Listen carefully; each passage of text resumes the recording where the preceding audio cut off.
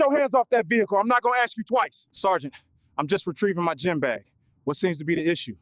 The issue is that this is a reserved zone for senior officers. Custodial staff and civilians parked by the south gate. Move it, now. Custodial staff? I'm assigned to this headquarters. Look at the decal on the windshield.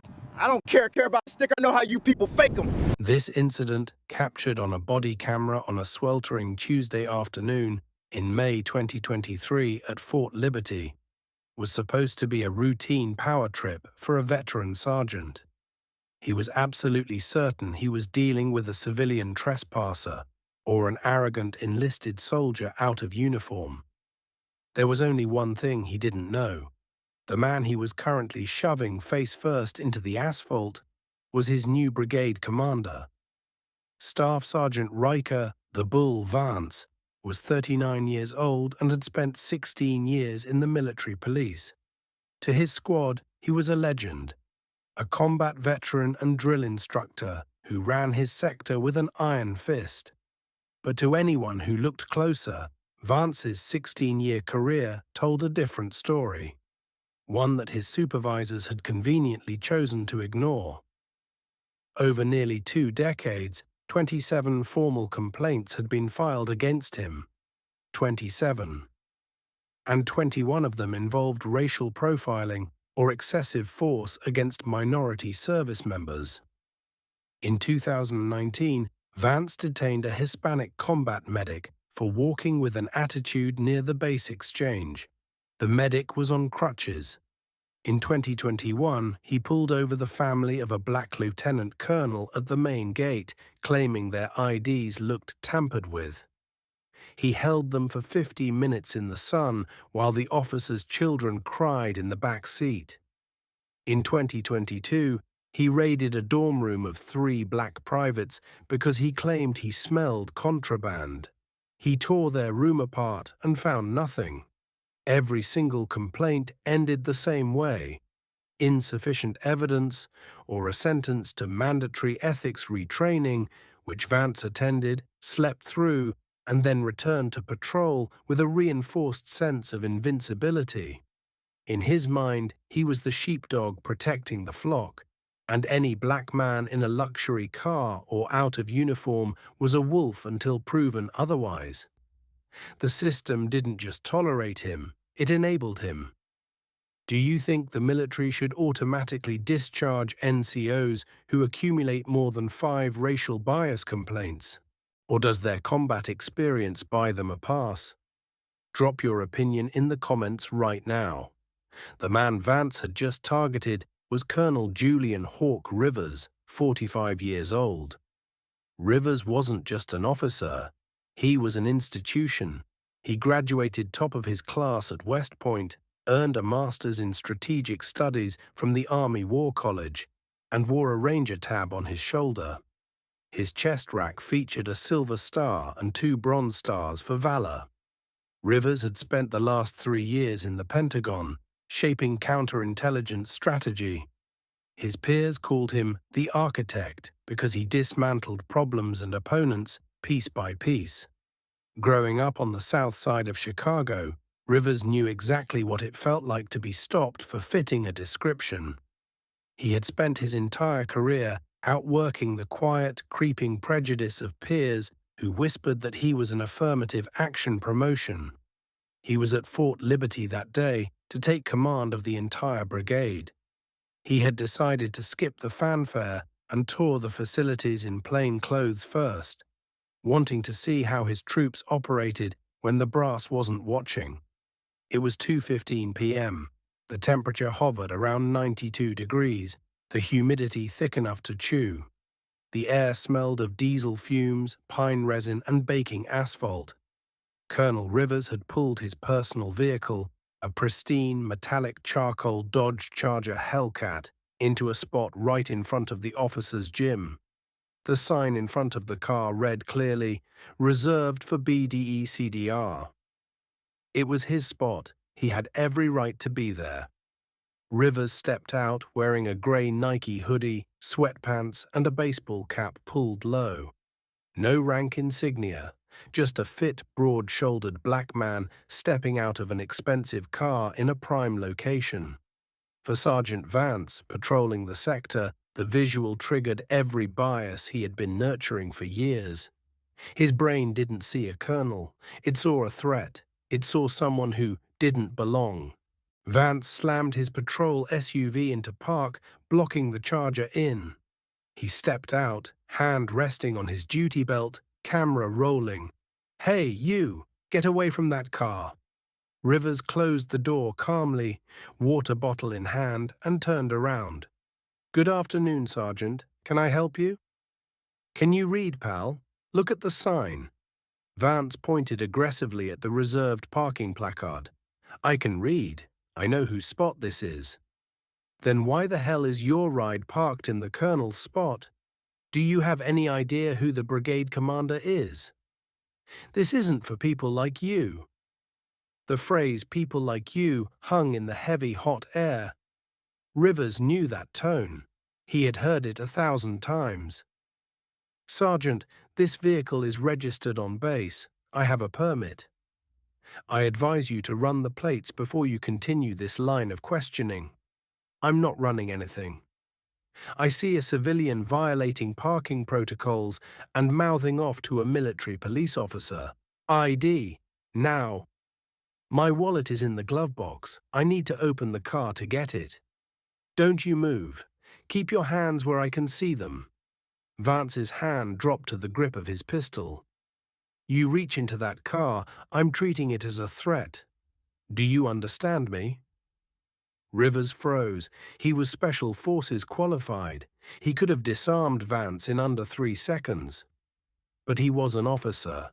He knew that any sudden movement would be used to justify a shooting. "Sergeant, my hands are in plain sight. I am Colonel Julian Rivers. I am the incoming brigade commander. I am ordering you to remove your hand from your weapon and stand at attention." Vance laughed. It was a sharp, barking sound of pure derision. "Colonel? You? Don't make me laugh. Colonels don't walk around in hoodies looking like they just came from a street corner. You're lying to a federal officer. That's a felony, son. I'm about to show you what we do to imposters." Vance pulled his handcuffs from his belt. A small crowd had started to gather. 2 young privates leaving the gym stopped, one pulling out a smartphone to record. "Turn around. Hands behind your back." "Sergeant, this is your final warning," Rivers said. His voice dropped an octave, becoming dangerously quiet. It was the voice of a man who had led battalions into combat. "If you put your hands on me, there is no going back. You will end in a court-martial." But in Vance's mind, the cognitive dissonance was too strong. He couldn't process the reality. He only saw the stereotype. "Shut your mouth. You are detained for insubordination, trespassing, and false impersonation." Vance lunged forward. He spun Rivers around with excessive force, slamming the colonel's chest onto the hot hood of the Charger. The metal groaned under the impact. The handcuffs ratcheted tight on Rivers' wrists. "You're going to regret ever driving onto this base, Colonel," Vance hissed into his ear, deliberately wrenching the cuffs upward to inflict pain. At that exact moment, a second MP cruiser screeched to a halt. Lieutenant Mercer, the watch commander, jumped out. "Vance, what do we have here?" Mercer shouted, jogging over. "Caught a big one, Lieutenant. Civilian, took the commander's spot, claiming he's the colonel himself. Belligerent. Had to take him down." Lieutenant Mercer slowed his pace as he got closer. He looked at the prisoner pinned to the hood. Then Rivers turned his head to the side. Mercer stopped dead in his tracks. He had seen the briefing packet that morning. He had memorized the face of the incoming commander. "Vance," Mercer's voice trembled. "Who the hell do you have in cuffs? Just some loudmouth civilian who—" "Get the cuffs off him, right now!" Mercer screamed, a sound of pure panic that made the onlookers jump. Vance froze. He had never heard the lieutenant scream like that. "Sir!" He was resisting. "Vance, you idiot!" That is Colonel Julian Rivers. That is the brigade commander. For Staff Sergeant Vance, the world stopped spinning. The blood drained from his face, leaving him a sickly shade of grey. His hands began to shake uncontrollably. The puzzle pieces in his mind finally slammed together, forming a picture of absolute catastrophe. He hadn't just arrested an innocent man, he had assaulted, handcuffed, and humiliated the one man on base who had the power to incinerate his entire existence. Mercer rushed forward, fumbling for his own key. "Colonel Rivers, sir, I don't know how to. My deepest apologies." Click. The cuffs fell away. Rivers straightened up slowly. He rubbed his wrists where the metal had bitten into the skin. His face was completely calm, a terrifying stone-cold mask of authority. He turned to the paralyzed sergeant. "Sergeant Vance," Rivers said softly. Vance tried to stand at attention, but his knees were knocking together. "Yes.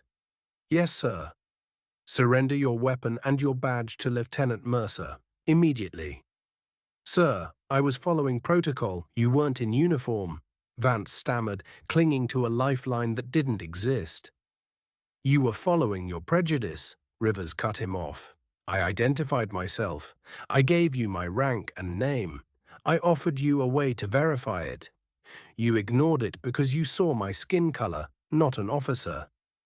You have disgraced this uniform." Rivers turned to the lieutenant. "Lieutenant, place this man under arrest. Confinement to quarters. Charges: assault on a superior commissioned officer, insubordination, and unlawful detention. I want the report on my desk in 1 hour. And get the medics here to document these wrist injuries. We are doing this by the book." Vance slowly unbuckled his duty belt. The career he had built for 16 years had just evaporated in 5 minutes. Vance claimed he was following protocol because the colonel wasn't in uniform. Do you accept that excuse? Or does the fact that he ignored Rivers' verbal identification prove it was racism? I want to read your thoughts below. The video, filmed by the private on the sidewalk, hit the internet that evening. By morning, it had 2.5 million views. The headline, "Army Police Arrests His Own Commander for Being Black," was trending globally. But the real nightmare for Vance wasn't on Twitter. It was in the Judge Advocate General's office. Colonel Rivers didn't just file a complaint. He ordered a forensic audit of Vance's entire service history. All 27 past complaints were reopened. Witnesses were re-interviewed. A pattern emerged. Vance had been systematically falsifying reports to justify aggressive stops of minority soldiers. Rivers declined to file a civil lawsuit against the army, as he was part of the institution, but he pursued the maximum penalty under military law. He pushed for a general court-martial, the highest level of military trial. The charges against Vance were heavy. Article 89 of the UCMJ. Disrespect toward a superior commissioned officer. Article 93, cruelty and maltreatment. Article 128, assault. Article 107, false official statements. The trial took place 4 months later. The atmosphere in the courtroom was suffocating. Vance's defense attorney tried to argue that the sergeant was under stress and acting out of excessive zeal to protect the base. Colonel Rivers took the stand and dismantled that defense in 2 sentences. "Sergeant Vance did not view me as a security threat," Rivers told the jury. "He viewed me as a threat to his worldview, in which a black man could not possibly outrank him." The verdict was swift, guilty on all counts. The punishment was designed to send a shockwave through the ranks. 1 bad conduct discharge. This is a permanent stain, barring him from almost all government employment and benefits. 2. Reduction in rank to private, E1. 3. Forfeiture of all pay and allowances. 4 confinement for 18 months at the United States Disciplinary Barracks at Fort Leavenworth. But the true devastation was financial. Because of the bad conduct discharge, Vance lost his military pension. He had served 16 years. He was just 4 years away from retirement. That pension, including lifetime medical benefits and monthly payouts, was valued at approximately $2.8 million over the course of his lifetime. He lost it all. The house he was paying off, his future security, his status. Everything was incinerated the moment he decided to cuff the guy in the hoodie. Is losing a $2.8 million pension a fair punishment for racism and assault? Or was the prison time enough? Hit the like button if you think karma did its job perfectly.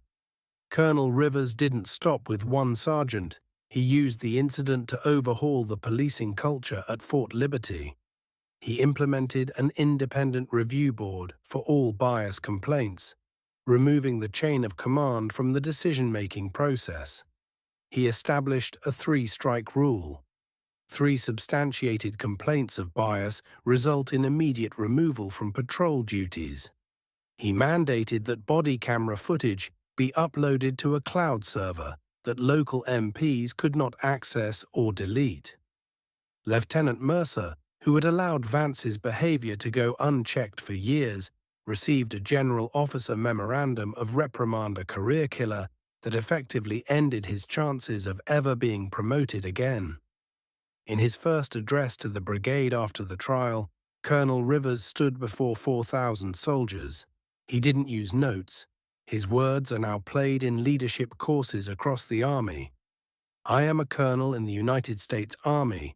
I have 22 years of impeccable service, awards for valor, and advanced degrees. But on that Tuesday, in that parking lot, to Sergeant Vance, I was just a suspicious black male. My rank was invisible to him, but my skin was not. If this can happen to me, the brigade commander, imagine what happens to a private who doesn't have my voice or my authority. We are here to defend democracy. That starts with how we treat each other in the parking lot. As long as I am in command, racism will be treated as treason, because it destroys us from the inside faster than any enemy ever could. The story of Sergeant Vance isn't just about one bad apple. It's about a system that hit the snooze button on 27 alarm bells. 27 complaints were ignored until the victim happened to be powerful enough to fight back. How many Vances are out there right now patrolling bases and streets, destroying the lives of people who don't have a colonel's rank to protect them? If you believe every officer with a history of racial complaints needs to be reinvestigated immediately, share this video. Let them know we are watching. Subscribe to the channel, because here we chronicle the stories where justice always gets the final word. Dismissed.